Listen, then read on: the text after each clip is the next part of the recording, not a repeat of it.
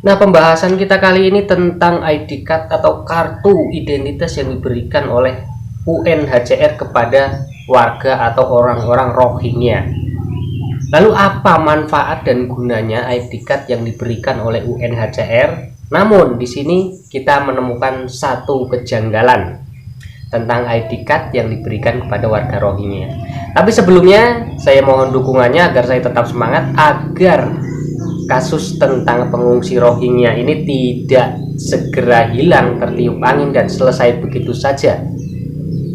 Saya minta dukungannya untuk di subscribe, karena dari kemarin banyak banget yang mendukung tapi subscriber saya tidak bertambah.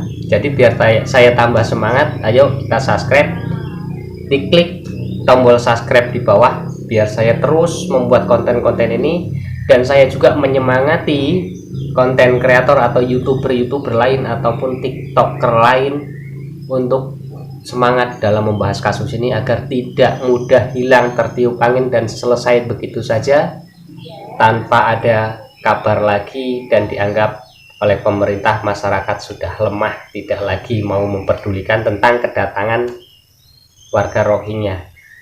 Yuk tolong di subscribe biar kami tambah semangat untuk membahas tentang Rohingya. Lanjut, pembahasan kita adalah tentang ID card yang diberikan oleh UNHCR. Apakah kartu identitas yang diberikan oleh UNHCR ini bisa digunakan untuk keluar masuk ke berbagai wilayah-wilayah negara lain, atau dengan mudah dan tanpa ada permasalahan, tanpa ada hambatan ketika kita menggunakan ID card yang diberikan oleh UNHCR? Semisal warga Rohingya masuk ke Indonesia itu dengan mudah karena dia memiliki kartu identitas yang diberikan oleh UNHCR ini, atau juga ke negara lain. Dan kenapa negara lain menolak, menghalau dan mengusir para pengungsi ini yang mau masuk ke perbatasan dan didorong lagi ke mendekati negara lain? Kenapa Indonesia yang masih kekeh, pemerintah Indonesia kekeh kita harus menerima? Kenapa? Sedangkan masyarakatnya Aceh aja udah geram. Masyarakat sekarang sudah tahu semua nih, masyarakat Indonesia sudah tahu semua, dan masyarakat Indonesia kebanyakan nih ya, mereka mendukung warga Aceh. Ya karena mungkin orang Aceh kan sudah mengalami yang langsung bersentuhan dengan mereka, jadi mereka itu tahu seperti apa karakter orang-orang Rohingya ini, kelakuan apa yang dilakukan oleh orang-orang Rohingya ini. Mereka kan paham. Kalau kita yang jauh, yang di luar provinsi, oke lah, kita hanya dengar berita, tapi kita harus cari informasi yang benar-benar pasti. Nah, lalu kejanggalan apa yang kita temukan dalam kartu identitas yang diberikan oleh UNHCR kepada masyarakat Rohingya? Di kasus terakhir yang datang kemarin, bukan ke Aceh tapi ke Langkat, itu ditemukan kartu identitas yang mereka bawa yang dari UNHCR itu memiliki tanggal kelahiran semuanya sama, dari yang muda sampai yang tua memiliki tanggal kelahiran yang sama. Apakah kira-kira mereka itu lahir di tahun yang sama tapi usianya berbeda? Jadi yang tua dan yang muda mungkin ada yang terhambat pertumbuhannya, kalau bahasa umumnya kecentet. Jadi ada yang tua ada yang muda mungkin. Lalu kalau saya sih menduga dengan adanya kartu UNHCR yang memiliki tanggal kelahiran yang sama untuk 147 pengungsi, saya menduga UNHCR ini memperjualbelikan kartu tersebut. Jadi UNHCR ini mengambil suatu keuntungan dari masyarakat yang tertindas. Misalkan kalau memang benar-benar tertindas ya, si Rohingya kalau memang benar-benar tertindas, mereka dimanfaatkan oleh UNHCR dengan menjual kartu identitas palsu. Nah, di situ kita bisa lihat bahwa yang bermain di belakang Rohingya ini adalah UNHCR. Dan siapa UNHCR? Kok bisa menaklukkan Indonesia dengan begitu mudah? Hingga negara-negara lain yang menolak pun tidak bermasalah, tapi ketika Indonesia yang menolak, itu akan dipermasalahkan dan melanggar HAM. Dan apa kuasa UNHCR kepada negara-negara di seluruh dunia? Apakah negara-negara di seluruh dunia itu harus tunduk dan ikut pada aturan dari UNHCR?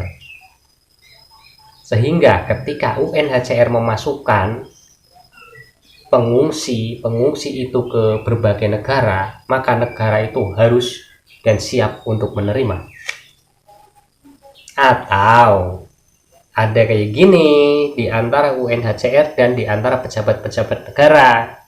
Coba yang kemarin dan yang komentar bahwa konten-konten saya itu konten provokatif, saya sebagai provokator. Sekarang jelaskan tentang ini. Jelaskan tentang apa tujuan UNHCR memasukkan para Rohingya sampai beribu-ribu, bahkan sampai dari dahulu sampai sekarang itu masih terus masuk. Apa tujuan dan apa maksud mereka? Kalau memang tujuan dan maksud mereka itu baik, oke, terserah, saya dibilang provokator nggak masalah.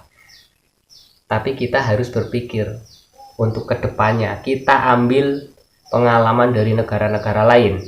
Itu sudah banyak loh berita-beritanya. Itu sebagai contoh. Kayak Malaysia, Bangladesh. Seperti apa mereka di negara-negara itu.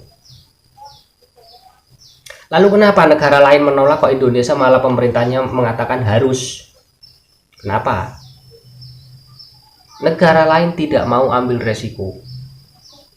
Negara lain lebih mementingkan masyarakatnya, lebih mementingkan hak-hak rakyatnya daripada harus menambah beban kepada negaranya, yaitu harus mengurusi masalah-masalah soal pengungsi.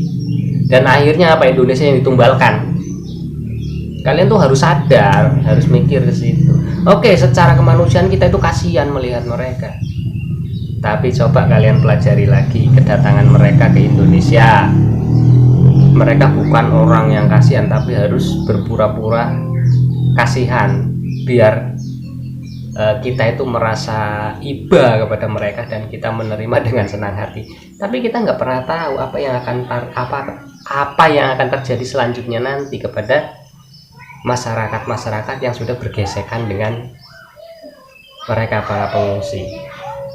Dari contoh-contoh sederhana saja, di Aceh sekarang sudah ada konflik kan, belum selesai sampai saat ini.